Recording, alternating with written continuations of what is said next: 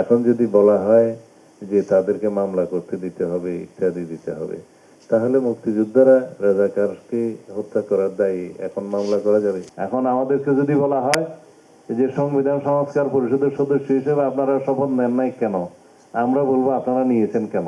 মুক্তিযুদ্ধের সময় কি মুক্তিযোদ্ধাদের হাতে হিউম্যান রাইটস ভায়োলেশন হয়নি? হয়েছে, কিন্তু এভরিথিং ইজ ফেয়ার, কি যেন,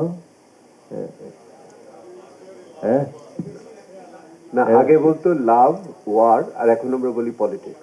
everything is love everything is fair, Fair love বলছে। War and politics. আমি এটি এখানে এই জন্যই বলতে চাচ্ছি, যদি মুক্তিযুদ্ধের সময় মুক্তিযোদ্ধাদের ক্ষেত্রে যদি হিউম্যান রাইটস ভায়োলেশনটা আমরা সেইভাবে everything is fair in love and war বলি, ইন পলিটিক্স বলি, তা আমরা যদি জুলাই গণ অভ্যুত্থানের যারা অভ্যুত্থানে অংশ নিয়েছেন, নেতৃত্ব দিয়েছেন, তাদের হাতে যদি সার্টেন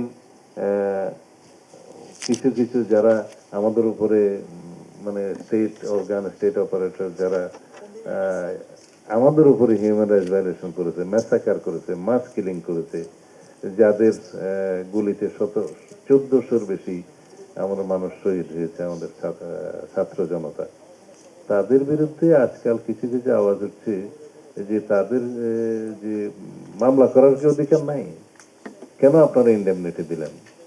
কেন জুলাই জাতীয় সনদে একটা দফার মধ্যে তাদেরকে ইন্ডেমনিটি দেয়া হলো? তো এটাকে আপনি হিউম্যান রাইটস ভায়োলেশন ধরবেন?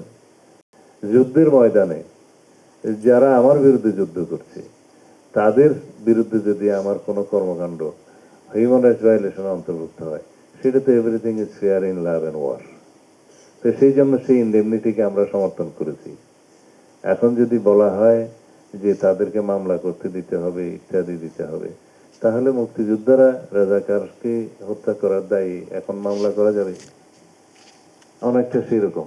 তো সুতরাং এক্সেপশন সব জায়গায় আছে, আমরা সবকিছুকে হিউম্যান রাইটস ভায়োলেশন বলতে পারবো না। আমাদের অবস্থা গণ অভ্যুত্থানের সময় আমরা যেভাবে আমাদের জুলাই যোদ্ধাদেরকে ইন্ডেমনিটি দিয়েছি, সেটাতে আমাদেরকে সম্মত থাকতে হবে জাতীয় ভিত্তিতে। এগুলো আমি এখানে খোলাসা করে বলছি, কারণ এখানে আমরা ন্যাশনালি ঐক্যমত্য পোষণ করেছি। এটা জুলাই জাতীয় সনদের অঙ্গীকার নামায় আমরা সেটা স্বাক্ষর করেছি। তো এখন যেটা আমাদের সংসদীয় কমিটিতে আপনি বললেন যে কি আলাপ হয়েছে, একটা আলাপের কথা ফাঁস করে দিই। আমরা বলেছি আমরা কোনো আরোপিত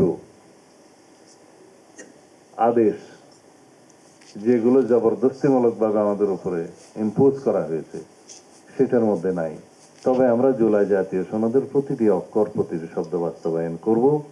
যেখানে নোট অফ ডিসেন্ট দেওয়া আছে, অনেক দল অনেক রকমের নোট অফ ডিসেন্ট দিয়েছে, অনেক দফাতে আমরাও দিয়েছি।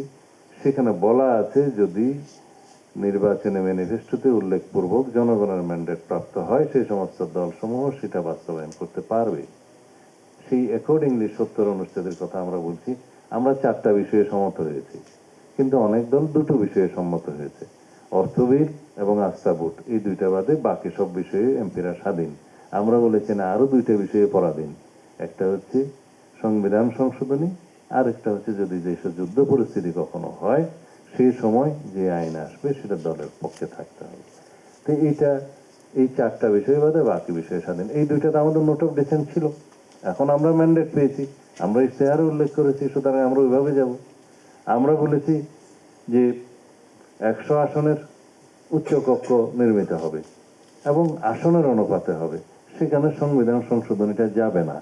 এই 2টা বিষয়ে আমরা নোট অফ ডিসেন্ট দিয়েছি। অন্যান্য দল সেটার বিরুদ্ধে, তারা 100 আসনে আছে, আসনের অনুপাতে নাই, ভোটের সংখ্যা অনুপাতে আছে। তারা সংবিধান ওখানে সংশোধন নিতে চায়, আমরা ওখানে নিতে চাই না। সুতরাং যেভাবে আমরা নোট অফ ডিসেন্ট হয়েছি, আমরা ইশতেহারে উল্লেখ করেছি এবং আমরা সেভাবে ম্যান্ডেট প্রাপ্ত হয়েছি, আমরা সেভাবে যাব। এই হচ্ছে আমাদের কথা। এখন আমাদেরকে যদি বলা হয় যে সংবিধান সংস্কার পরিষদের সদস্য হিসেবে আপনারা শপথ নেন নাই কেন, আমরা বলবো আপনারা নিয়েছেন কেন? কেননা আমাদের এখানে একটা ব্যালট ছিল জাতীয় সংসদ নির্বাচনের জন্য, সেই ব্যালটে সংসদ সদস্য প্রার্থীদের মার্কা ছিল, সেই মার্কাতে জনগণ ভোট দিয়েছে, আমরা সংসদ সদস্য হয়েছি। আমাদের ইশতেহার অনুসারে আমরা ম্যান্ডেট প্রাপ্ত হয়েছি, আমরা সংসদ সদস্য হিসেবে সেই ম্যান্ডেট অনুসারে সার্বভৌম জাতীয় সংসদ আমরা প্রতিনিধিত্ব করব। এখানে কোনো ব্যালটে তো সংবিধান সংস্কার পরিষদের সদস্যদের ভোট হয় নাই। হ্যাঁ, যদি গণভোটের রায় আমরা মান্য করি, সম্মান দিই, সেটা তো সংসদে আসতে হবে।